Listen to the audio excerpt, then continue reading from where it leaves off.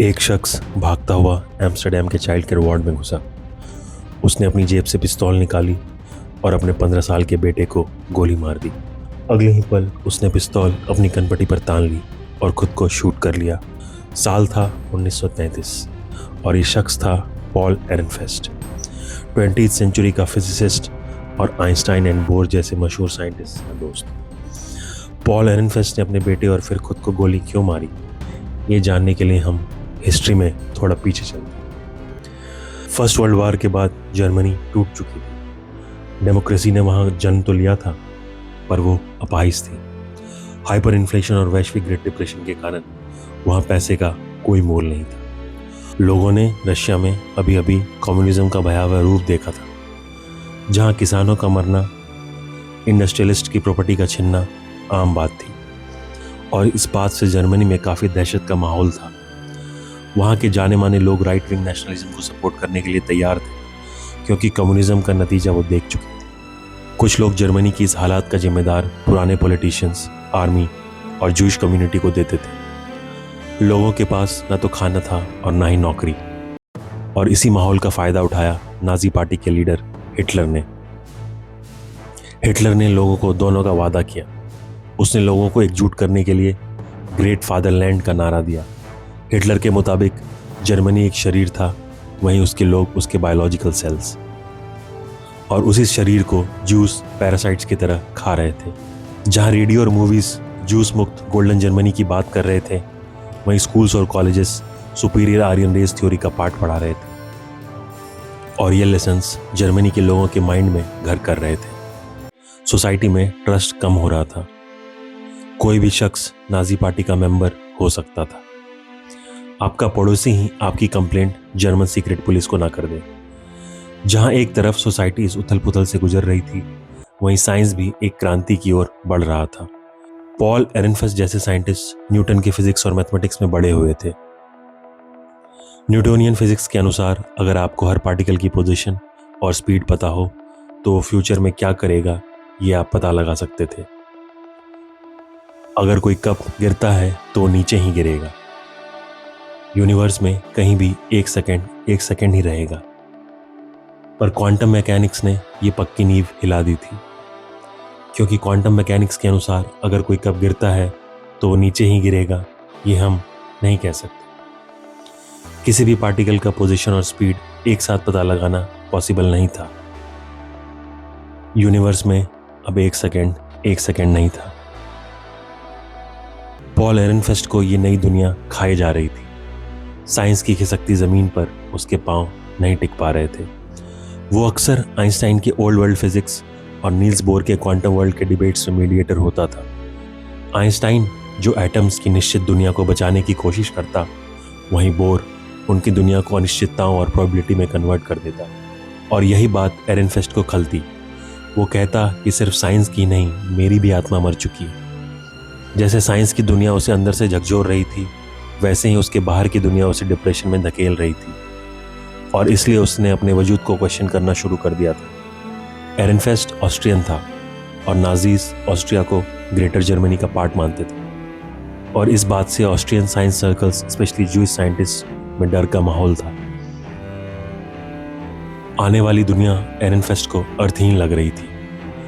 उसका बेटा Vasily down syndrome से ग्रसित था। पॉल को लगा कि उसका बेटा इस नई दुनिया में सरवाइव नहीं कर पाएगा।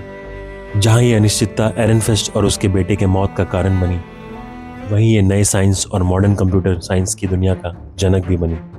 इस अनिश्चित दुनिया को जिसने हंस के गले लगाया, वो शख्सियत था वॉन नोएमन। नोएमन को कॉन्क्रीट लॉजिक की दुनिया पसंद थी और मैथ्स के इक्वेशंस भी। उसे लगता था कि दुनिया की हर चीज़ इन इक्वेशंस में कैद की जा सकती है। इसमें उसके टीचर हिल्बर्ट का बहुत बड़ा हाथ था। हिल्बर्ट एक लॉजिशियन था। उसका मानना था कि पूरी मैथमेटिक्स की दुनिया एक्सियम्स के दम पे फॉर्मुलाइज की जा सकती है। एक्सियम्स वो सच होते हैं या लॉजिक होते हैं जिसके ऊपर सारी मैथ्स टिकी हुई है, और इसका जनक था George canter. George canter Hilbert का देवता था और वो उसका सच्चा उपासक। कैंटर से पहले इन्फिनिटी को फिलॉसफिकली देखा जाता था, पर कैंटर ने बताया कि अलग अलग तरह के इन्फिनिटीज़ हैं। नेचुरल नंबर्स की इन्फिनिटी अलग है, उससे कहीं बड़ी रियल नंबर्स की इन्फिनिटी है। जहाँ कैंटर ने इन्फिनिटीज़ को अपने सेट्स में कैद कर दिया, वहीं हिल्बर्ट इनको अपने इक्वेशंस में कैद करना चाहता था। पर गडल ने इन इन्फिनिटीज़ को आज़ाद कर दिया। गडल ने कहा कि इन दोनों इन्फिनिटीज़ के बीच का फासला हम तय नहीं कर सकते। अगर हम मानते हैं कि इन दोनों इन्फिनिटीज़ के बीच कोई ब्रिज है तो भी मैथ्स काम करेगा, और नहीं मानते तो भी मैथ्स काम करेगा। लेकिन ये इमेजिनरी ब्रिज किसी घने कोहरे में छुपा हुआ है जिसे हम देख नहीं सकते। यहीं पे आता है वॉन नॉयमन। उसने इस इनकम्प्लीटनेस को समझा। उसने सोचा कि अगर मैथ्स भी अनिश्चित है तो हम अपने कंप्यूटिंग सिस्टम्स भी इसी अनिश्चितता पे बनाएंगे। उसने क्वांटम मैकेनिक्स की प्रोबेबिलिटी को भी एक्सेप्ट किया और इस दुनिया में चल रहे उथल पुथल को भी। उसने गेम थ्योरी का सिद्धांत दिया जिसमें जीरो सम गेम और मिनमैक्स थ्योरम दिए। उसने वॉर और गेम्स को भी गणित में बदल दिया। उसने पूरे क्वांटम मैकेनिक्स के मैथ्स को कागज़ पर उतार दिया। ये साल था 1932 का, पॉल एरनफेस्ट की सुसाइड से 1 साल पहले। नॉयमन से पहले कंप्यूटर्स एक ही तरह की कैलकुलेशन कर सकते थे। अगर वो एडिशन कर रहे हैं तो उनको डिवीजन में स्विच करने में कई दिन लगते थे। वॉन नॉयमन ने एक ऐसा आर्किटेक्चर बनाया जिसमें मेमोरी में कंप्यूटर को रीप्रोग्राम करने के इंस्ट्रक्शन स्टोर कर सकते थे।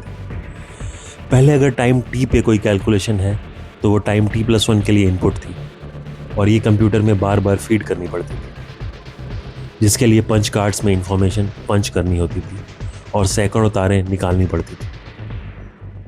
लेकिन नॉयमन के आर्किटेक्चर ने कंप्यूटर के अंदर ही मेमोरी फिट कर दी। अब कंप्यूटर पिछली कैलकुलेशंस याद रख सकते थे। पिछले आउटपुट नए कैलकुलेशंस के लिए इनपुट बन जाते थे। वॉन नॉयमन ने इससे जहां करंट एआई के प्रोग्राम को जन्म दिया, वहीं एटम बॉम्ब का टाइमलाइन 100 साल कम कर दिया। एटम बॉम्ब केमिस्ट्री का खेल नहीं था। एटम बॉम्ब खेल था हाइड्रोडायनेमिक्स का। प्लूटोनियम एक सॉलिड मेटल था। उसके अलग अलग पॉइंट्स में किस तरह प्रेशर लगाई जाए ताकि सिमेट्रिक शॉक वेव क्रिएट हो, इसके लिए अलग अलग पॉइंट्स पे हज़ारों कैलकुलेशंस करनी पड़ती थी। और ये कैलकुलेशंस अब आसान थे। दुनिया की तबाही का सामान तैयार था। आंखों के सामने सफ़ेद रोशनी का अंधेरा और उसके बाद एक भयानक भूकंप और गर्जन। आसमान में मीलों तक काला धुआं ही धुआं। यह दृश्य था न्यू मैक्सिको डेजर्ट का और टेस्ट साइट का नाम था journey of the dead man. समय था सुबह 5:30 बजे का। सूरज निकलने से पहले ही वॉन नॉयमन और उसके दोस्त अपना सूरज बना चुके थे। धमाका इतना जोरदार था कि 5 मील दूर भी लोग लड़खड़ा के गिर रहे थे। ओपेनहाइमर ने कहा कि मेरे हाथ खून से सने हैं। वॉन नॉयमन ने कहा कि ये फिजिक्स और अमेरिका की जीत है।